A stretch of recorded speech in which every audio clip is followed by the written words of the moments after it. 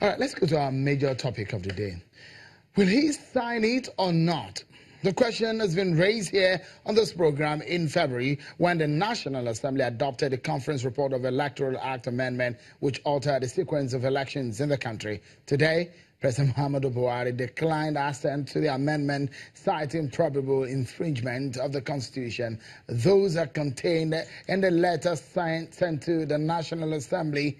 One of it has stated, and I quote, "The amendment of the sequence of the elections in Section 25 of Principal Act may infringe upon the constitutionality guaranteed discretion of the Independent National Electoral Commission to organize, undertake and supervise all elections provided in Section 15A of the third schedule to the Constitution."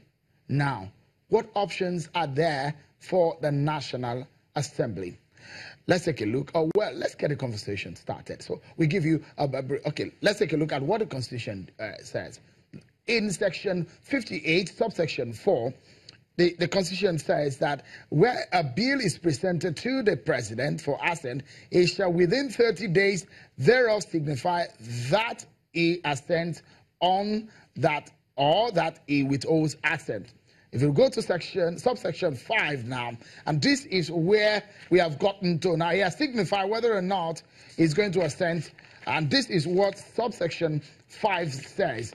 It says, where the President withholds his assent, and the bill is again passed by each House by 2/3 majority, the bill shall become law, and the assent to the President shall not be required.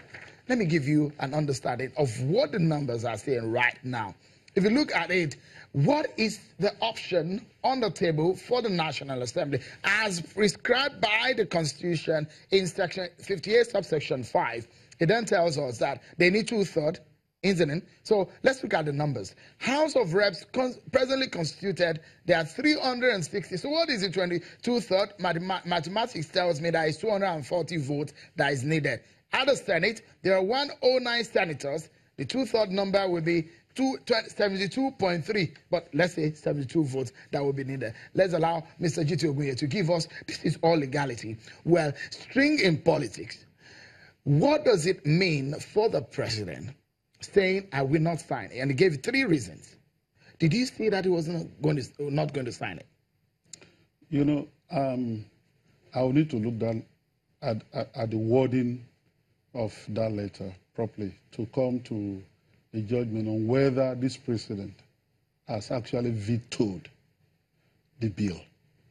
If it is clear that he has vetoed the bill, in other words, he has declared that he will refuse to assent to it, then it's again that that refusal can be overridden by the National Assembly by a 2/3 majority of the National Assembly, and then the bill will be passed into law.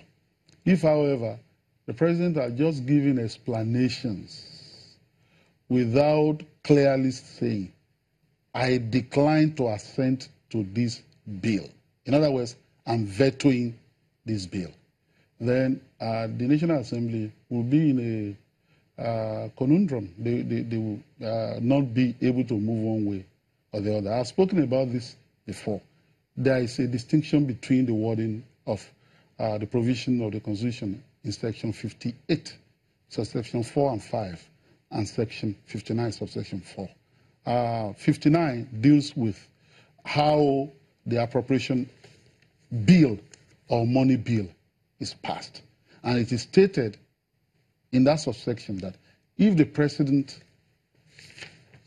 declines to assent or refuses to indicate whether he will assent or not within 30 days, automatically that appropriation act goes back to the National Assembly and it can be passed into law by the National Assembly. Now, under Section 58, for the ordinary bill, there's a difference. There's a difference in wording. And what it says is that subsection 4 says that the President has 30 days to assent or declines to assent. And subsection 5 says that if he declines to assent, then that means he's vetoed it, and that his veto can be overridden by the National Assembly. Now, there's a lacuna between, or a gap. Unlike under Section 59, Section 58 does not say what will happen if the president refuses to sign, assent to it, or refuses to decline within 30 days. And that's why he keeps quiet. He keeps quiet. And former presidents have been doing that. And that's why you have, bills in the cooler, in the executive arm of government. And the legislature have been complaining about this. And that's why in the proposed amendment to the Constitution, they want to fill that gap so that automatically, for both situations, money bill and non-money bill, he can go to them. So until that is done, this president, if he consult widely, he can say that I won't decline, I won't assent.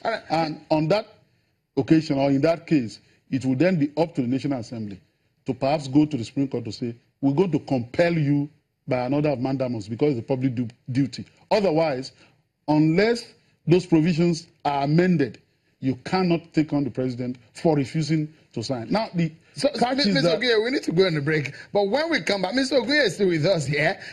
It is a very touchy issue, which you need to understand, the legality of it and the political angle of it. But we're still here right there. What will happen to this situation in Nigeria as we're faced with today? That's next. Join us again.